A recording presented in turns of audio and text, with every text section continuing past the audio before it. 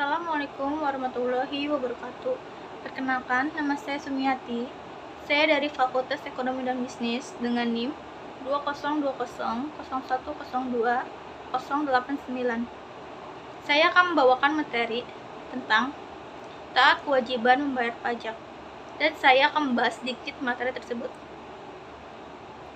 Dalam bahasa Arab, pajak dikenal dengan nama adha-radibah, yang artinya adalah beban.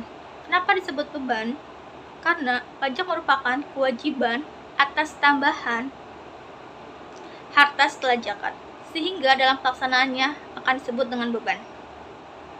Menurut para ulama, ungkapan ribah disebut sebagai harta yang dipungut sebagai kewajiban dan menjadi salah satu sumber pendapatan dari negara.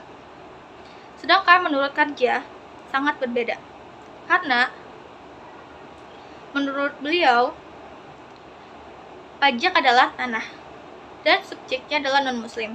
Sedangkan menurut jizyah, objeknya adalah jiwa dan subjeknya adalah non-muslim. Dan menurut para ahli keuangan, pajak adalah iuran yang diwajibkan kepada setiap warga negara untuk membayarkan pajaknya. Dan pajak juga bersifat memaksa. Di sini saya akan mewawancarai beberapa narasumber.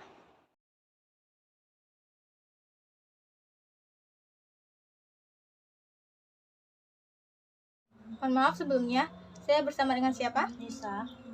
Apakah saya boleh mewawancarain Anda untuk beberapa pertanyaan? Iya, boleh. Oke, yang pertama, menurut Anda, apakah membayar pajak itu diharamkan dalam Islam? Tidak, karena menurut beberapa ulama seperti Rashid Ridha, Mahmud Shaltut, Abu Jahra, dan Yusuf Kardawi, mereka berpendapat pajak dihalalkan dalam Islam.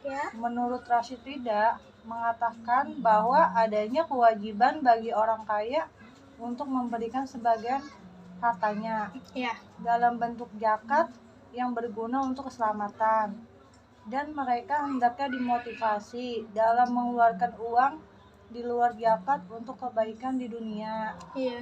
Menurut Yusuf Al-Qardawi menjelaskan, negara terkadang tidak mampu memenuhi kebutuhan pembangunannya. Untuk itu harus dikumpulkan pajak sebagai salah satu dalam bentuk jihad dan harta.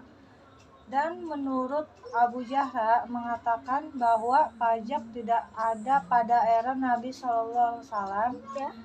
Namun itu bukan karena pajak diharamkan dalam Islam, tapi karena masa itu solidaritas tolong-menolong antar umat Islam dan semangat berinfak di luar zakat sangatlah tinggi. Oke, yang kedua, menurut Anda, apakah orang Islam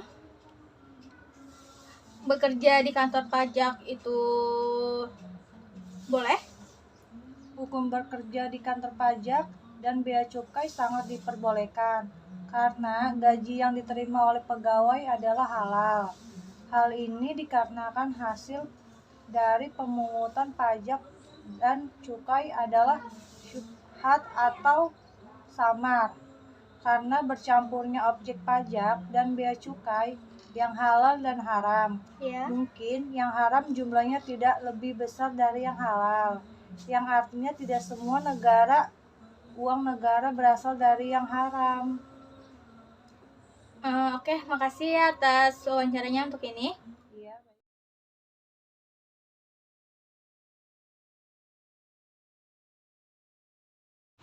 Di sini saya bersama dengan teman saya yang bernama Desi.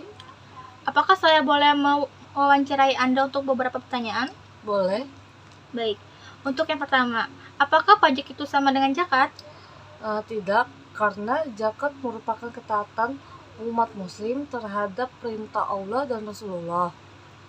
Zakat telah ditentukan di dalam Al-Quran dan hadis yang harus dikeluarkan oleh umat muslim.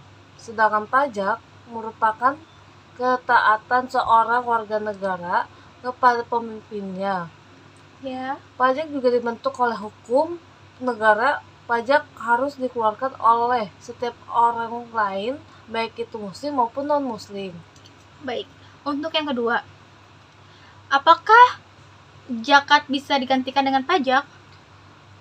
Menurut saya itu tidak bisa, karena pajak adalah pendapatan negara, sedangkan zakat adalah kewajiban yang harus dikeluarkan oleh umat muslim atas sebagian harta yang kita miliki. Baik, yang ketiga, apakah persamaan zakat dengan pajak? Zakat dan pajak itu memiliki persamaan karena perintahnya untuk dikeluarkan sebagian harta yang dimiliki menurut aturan tertentu. Zakat dibayar berdasarkan syariat Islam, sedangkan pajak dibayarkan menurut undang-undang perpajakan yang berlaku dalam sebuah negara, dan keduanya itu sangat berperan dalam membangun kesejahteraan kelompok. Baik, terima kasih atas waktunya dan jawaban dari Anda.